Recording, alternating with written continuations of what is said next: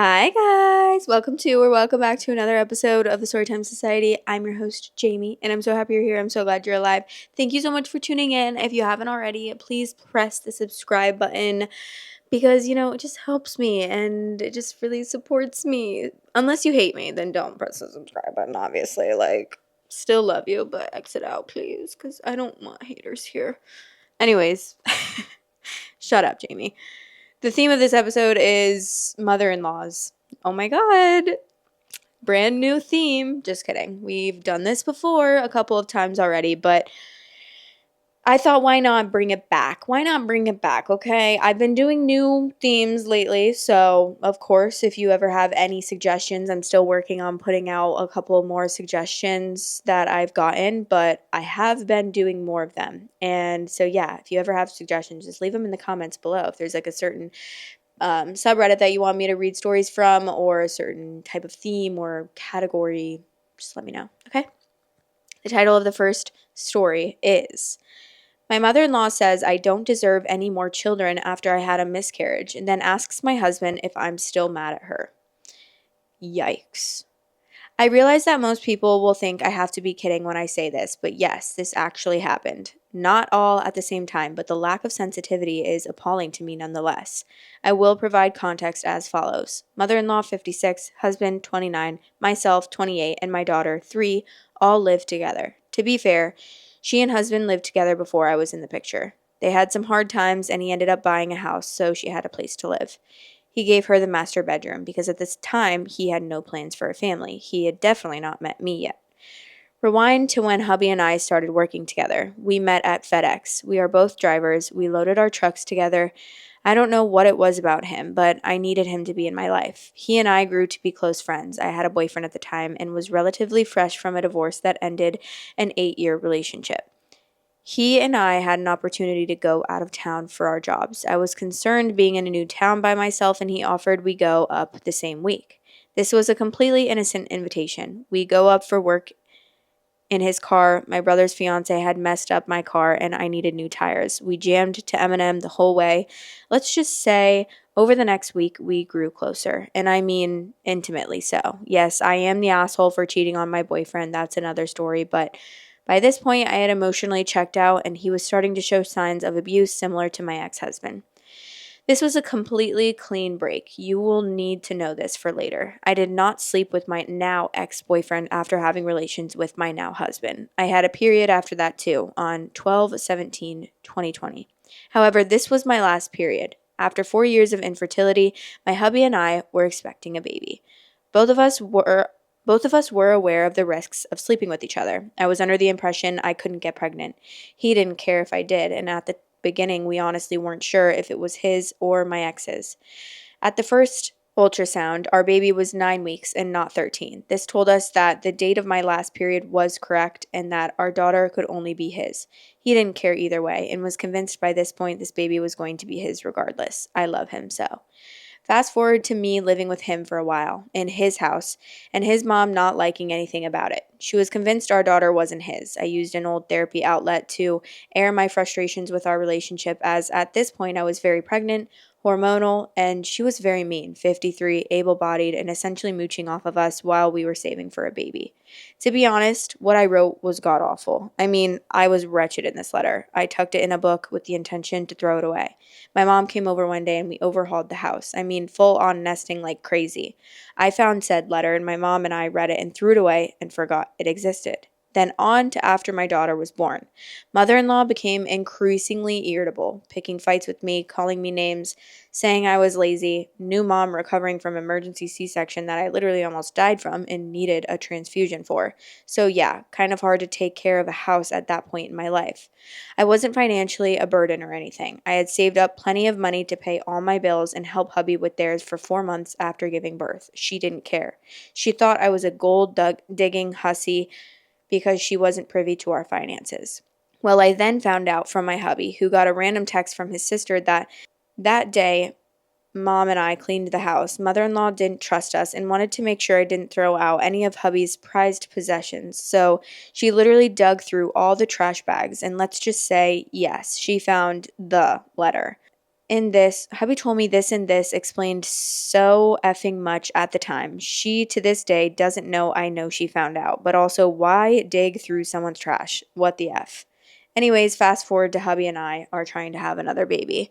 We had to wait 2 years due to the C-section. She doesn't understand why we want more because our daughter is so perfect and she needs to be a kid first. She continued to make rude remarks to us about why we shouldn't be having kids. Well, the next summer we got pregnant and didn't tell her because she was so rude about us having more children. She found out when I had to go to the hospital and be treated for the miscarriage. She kind of seemed sympathetic at the time as she had a miscarriage when she was younger before hubby was born. I thought we had bonded, but that quickly went out the window. We had started toddler proofing our home, and she would not help us keep our daughter out of things, but would yell at her when she sprayed cleaning products all over the house. They were locked behind cabinets, and she refused to lock them back, or broke her things. We also installed a lock on her door so she could keep our daughter out of her room. She was under the impression that our toddler just should learn to not mess with things. She shouldn't, instead of actively helping us create a safe environment. We also informed her when our daughter learned how to unlock the front doors, so anytime someone stepped out to let the dogs out, that they needed to take a spare key with them and lock the deadbolt behind them. She, again, refused to comply. Well, one evening I was cooking dinner and doing dishes. She was home with us, and I had asked her for help to keep an eye on my daughter because I was busy doing things she said I never do or called me lazy for. Go figure, right? Well, the inevitable happened. She walked out the front door, and I heard silence. I went into full-on panic mode. I searched the house for my daughter. I saw the front door open. I ran outside shouting. Mother-in-law was standing there with daughter in tow and livid.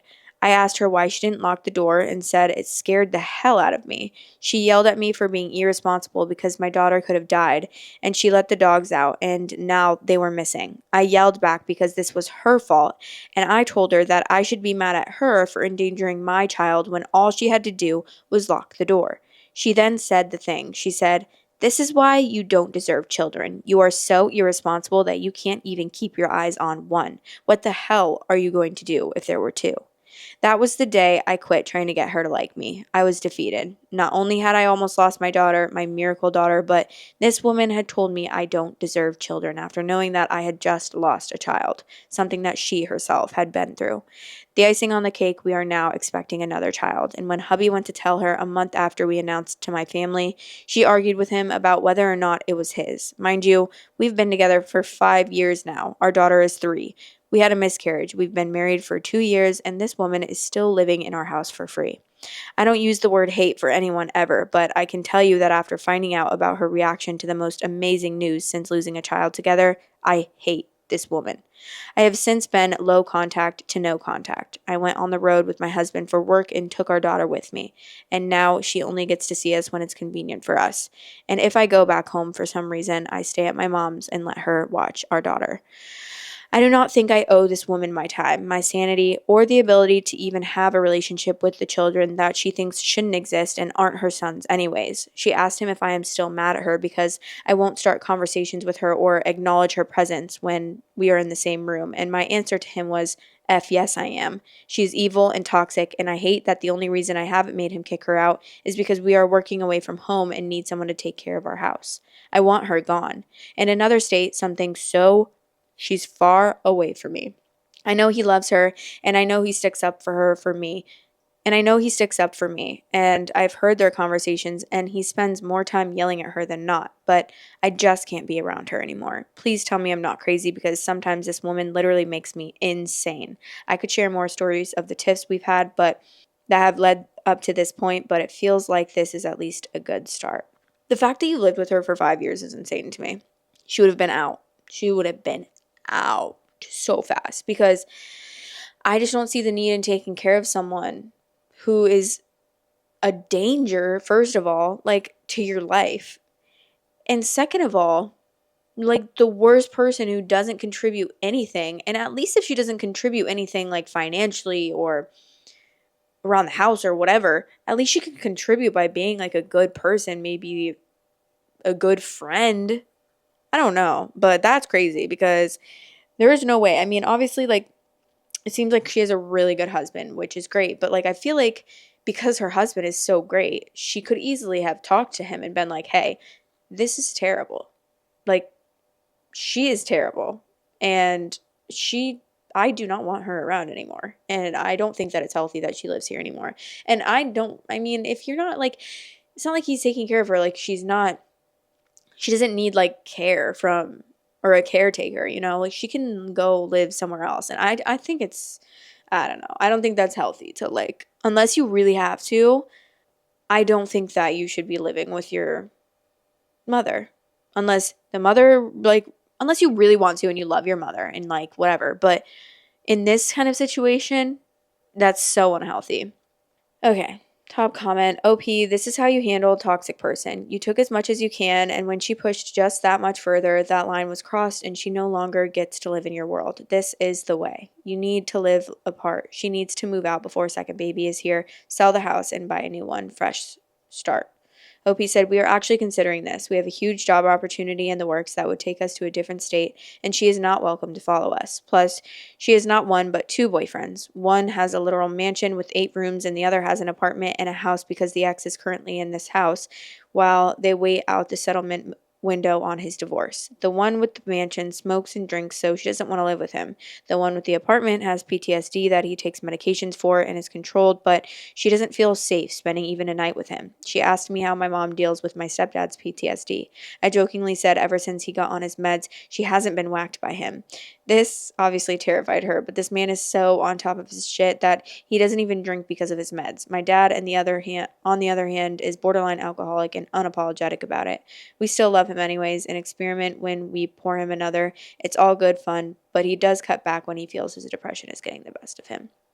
Damn, this girl has a lot to say. I feel like this girl, if you hung out with her in real life, would be talking your damn ear off, which love that, honestly. Sometimes I can be like that, and other times it can be the complete opposite. Like, I feel like I'm half and half of so much stuff. Like, I'm an introvert, but I also can be, no, I would not say I'm an introvert. I would say I'm an extrovert and an introvert. I'm an ambivert. Like, I'm not more one than the other. If I want to be, does that make sense? I mean, I know it makes sense, but like, I'm an extrovert, but by choice, sometimes I'm an introvert because I just don't want to talk right now. Please. I'm tired. I'm exhausted. I don't want words coming out of my mouth.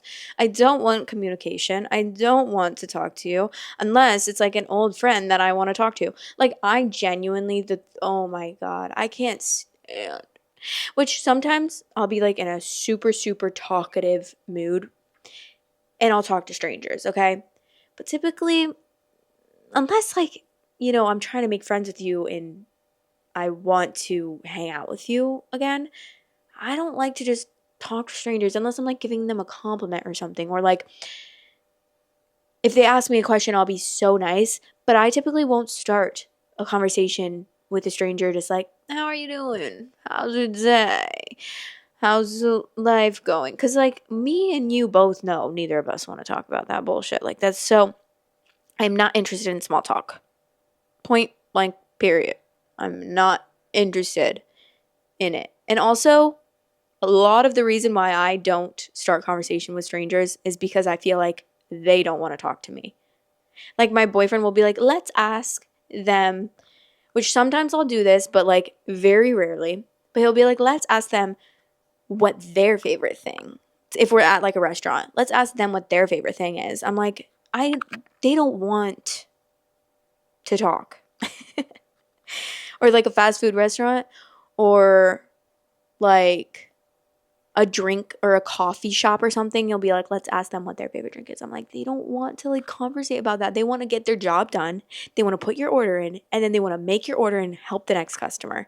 You know, I'm like, that's what I always think. I always think about like how the person probably doesn't want that. So I'm like, I'll let them have their, you know, I don't know. Maybe I'm wrong because I'm sure some people do want to talk, but I feel like in most cases, especially if you're working, like, you don't want to talk to me. And I get that. And I respect that. Trust me. Hi guys! Sorry to interrupt, but if you want extra content weekly, go to my Patreon. It's patreon.com/storytimesociety. If you want to listen on Spotify because you're trying to fall asleep or you're driving, then head to the link in the description. And if you're there and you don't mind, please rate me 5 stars on there. It really helps with the algorithm. And then the last thing is we have a subreddit linked below. We have a lot of things linked below, but the subreddit, you can share any stories that you want to share. Okay, thanks. Love you guys. Okay, the title of the next story is, Am I the asshole for calling out my mother-in-law at a family gathering after overhearing her trashing me? This just happened over the weekend, and I can't stop thinking about it. I, 32 female, ended up in an argument with my mother-in-law, 57 female, at a family gathering I had planned. Now I'm wondering if I went too far. So a couple of months ago, it was decided that we'd have a big family get-together. My mother-in-law was originally supposed to host it, but she kept making excuses about how it was too much work and she was too overwhelmed. Fine, whatever. I said I'd take care of it, even though I work full-time, have 2 young kids, and barely get a moment to myself. I still wanted to make sure everyone had a great time. I spent days planning. I made a ton of food, cleaned my entire house, decorated, even made a little kids' corner with activities so the parents could relax. It wasn't perfect, but I really tried. Well, during the gathering, I was in the kitchen getting more drinks when I overheard mother-in-law talking to some of the other relatives. And what does she say? That the party was thrown together last minute, that the decorations looked cheap, and that the food was boring and probably store-bought. Then she laughed and said, "This is why I didn't bother hosting. I knew she wouldn't be able to pull it off properly." I felt like I had just been slapped. I walked right in and said, "Wow, mother-in-law. For someone who refused to host, you sure have a lot to say about my effort." The whole room went silent. She tried to laugh it off, but I wasn't done. I told her that if she had such high standards, maybe she should have hosted instead of dumping it on me and then talking crap behind my back. She turned bright red and started stammering, saying she was just joking and that I was being dramatic. My husband backed me up and told her I worked really hard on everything. A few other family members agreed, but some of the older relatives started saying I should have just ignored it and been the bigger person. Mother-in-law ended up leaving early, and now I'm getting texts saying I embarrassed her and ruined the gathering with unnecessary drama. But honestly, I don't think I should just smile and take it when someone insults me after I worked so hard. So am I the asshole? Why is that always what happens? A few people stood up for me, but some of the other relatives said, "You should have been a bigger person." Is that real? Do you think that's real? Or is this just because that's how kind of like Reddit talk or what? Because I swear this is how half the stories end. It's like, "No, I should have said she was half people was agreeing with me, half people wasn't agreeing with me." I'm like, who cares? Agree with yourself. Come on. I mean, I know that's the point of these Reddit stories, but why is there always half the people are saying is you should have been the bigger person? Shut up. Don't tell me to be the bigger person. I already did what I did. I already said what I said. I think, especially if it's something like this, there's no harm in saying and sticking up for yourself, in my opinion. I think that if you stick up for yourself, you're never doing anything wrong. You're sticking up for yourself, and so be it. You should stick up for yourself.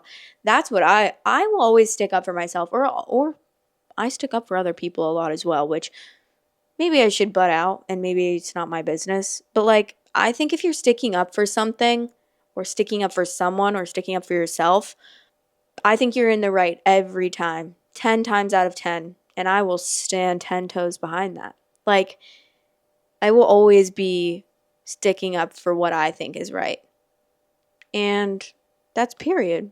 That's on period poo. I don't know what to say. I don't know what to tell you. That's just what's going to happen. If you're talking shit and I hear you talk shit, girl, you're going to hear it from me. You're going to hear it. There's nothing, I don't know. I just don't see how you could be the asshole for that. She's the asshole. You just stuck up for yourself. That's really, you should stick up for yourself. I think everyone should stick up for themselves. Even though obviously I know it's not as easy as I make it sound, because everyone's different and some people don't like that, which I don't like confrontation either. Okay, I'll say it 100 times. I don't like confrontation, but I will stick up for me, myself, and others, and what's right and what I think is right. because obviously that's objective.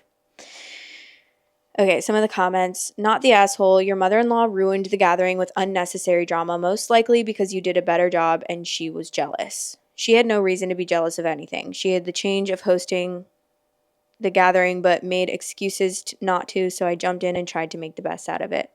I just think it's crazy. Like, what? Are you so prestigious that you think everything's cheap and thrown together last minute? Like, who are you? The chancellor of fucking Brecken Hall? I don't know what that is. I just made that up out of my ass, but that's what it sounds like. I don't know what a chancellor is either, but it sounds like something a chancellor would do. Honestly, it sounds like she made excuses hoping you'd host and blow it when you didn't and everyone was having a good time. She started nitpicking. She's a bully, and like all bullies, she's a coward. Why are so many mother-in-laws bullies? Like, I don't understand that part. It's so crazy. I will not be a bully unless my son is dating someone actually terrible, which even then, like, I would probably not. Well, unless they're like actually terrible to me and to him, then I probably will say something. I don't know. I don't know how I'm going to be as a mom. Hopefully a good one, but I'm not going to, like, when my brother dated not so good people, I was so nice to them. I was always so nice to any of my brother's girlfriends. Like, even if I was like, no, you're not good. You're not good.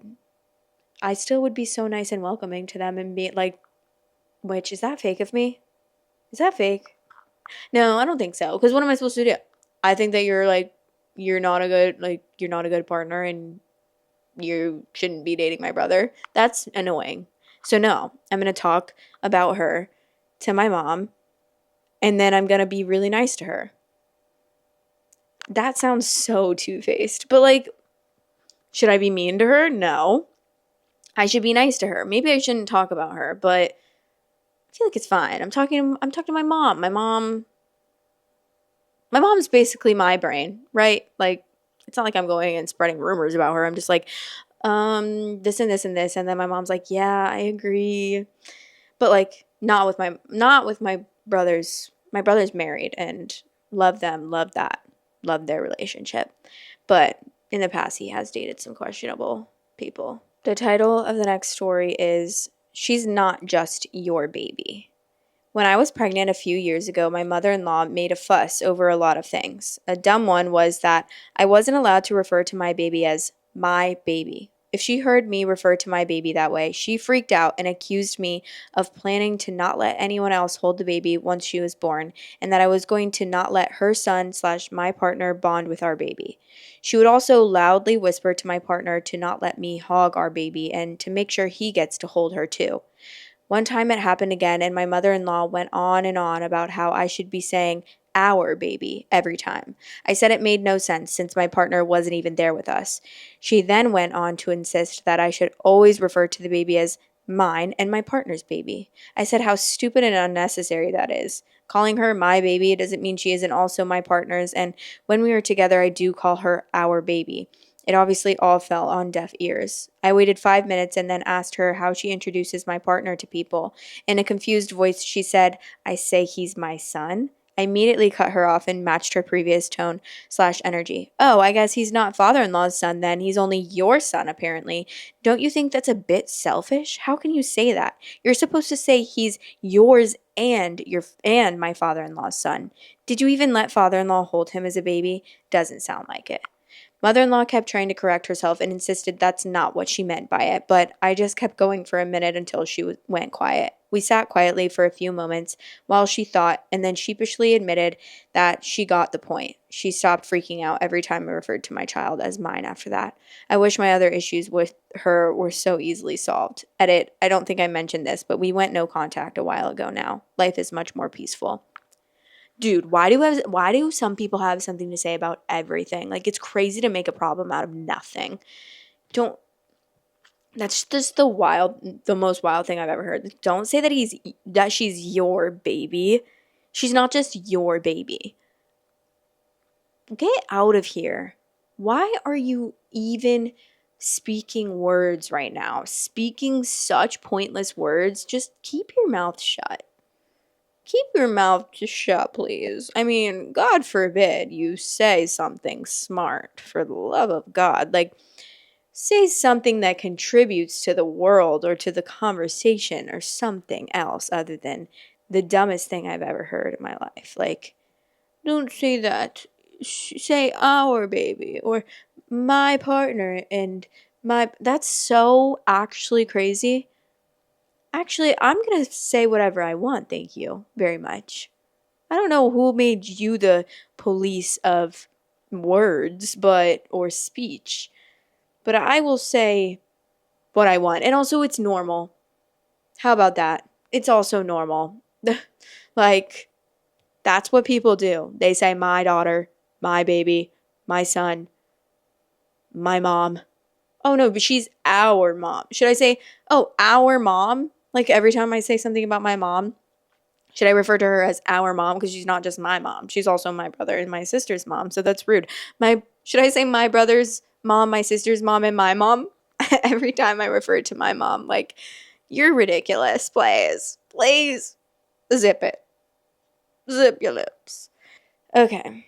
Top comments. LOL. Love it. Wait, only you had a baby? Did father-in-law contribute nothing? Did he stand on the sidelines while only you had a son? Think not. Good for you to shut that down. She can F off with that nonsense. Of course it's your baby. You had them. This is me inserting the J-Lo standing ovation gif. Well played, and may I just say how utterly refreshing it is to read one of these stories where the person in the wrong actually admits it. Well, to be fair, you do have to differentiate between your baby and the mobs of parthenogenetic babies running around these days. Also, people might confuse him with an aspen tree. What the actual fuck does that mean? What are you saying? That is a bunch of word soup.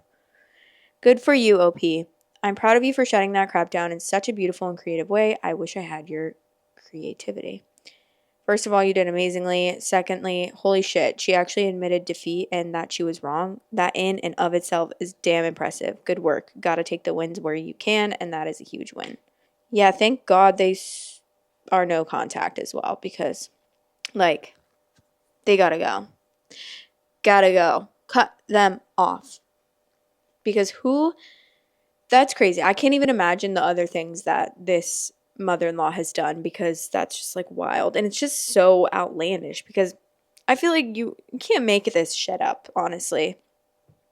This is like the kind of story where it's like there's no way you can make this up. This is just such a specific story, and I've never heard like anything like this story. I've never heard any story like this before. I just said that 5 different times in different ways. Sorry, but that's crazy. I'm so glad I don't have to deal with that. Like, genuinely, every time I read the mother-in-law stories, it makes me so happy that, like, I'm gonna have a normal mother-in-law, because I honestly never dated. Like, I mean, I guess I didn't really know. My high school boyfriend's mom was nice. And mean, I was literally like 16, so it's not like I knew how she would be as a mother-in-law or anything, but she was nice, and like I spent time with her alone. But like that's so different. And then my ex from college, his mom was really nice too. I don't know what she would be like as a mother-in-law though, cuz we weren't like, she didn't live here. She lived in a different state. And so I only met her like probably 5 times within our 4-year relationship, because she would just come to visit once in a while and we'd go to dinner and stuff. And she was nice. I feel like she would have been like, honest, I've never dealt with like a crazy mother-in-law like this. I've dealt with crazy dads, that's for sure. Crazy father-in-law. That's actually more common to me in my life, in my experiences. I think it's more common because some dads can be horrendous. Like, they deserve jail time horrendous, in my opinion. It's so crazy sometimes how toxic dads can be, but obviously moms can be, anyone can be toxic. But I've had the worst experiences with dads, but I feel like it's a lot of, in my opinion, in my situations as well, a lot of unhealed trauma and generational trauma at that as well. And also, It's always the dads that can't admit that something is wrong with them and that like mental health is real. I swear to God. For some reason, so many dads that I know don't believe in mental health, don't believe in therapy.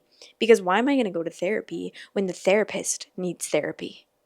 Dumbest statement I've ever heard, but yes, it did come out of a dad's mouth, and that's crazy to me. It's like, do you know anything about anything? Because it sounds like you don't.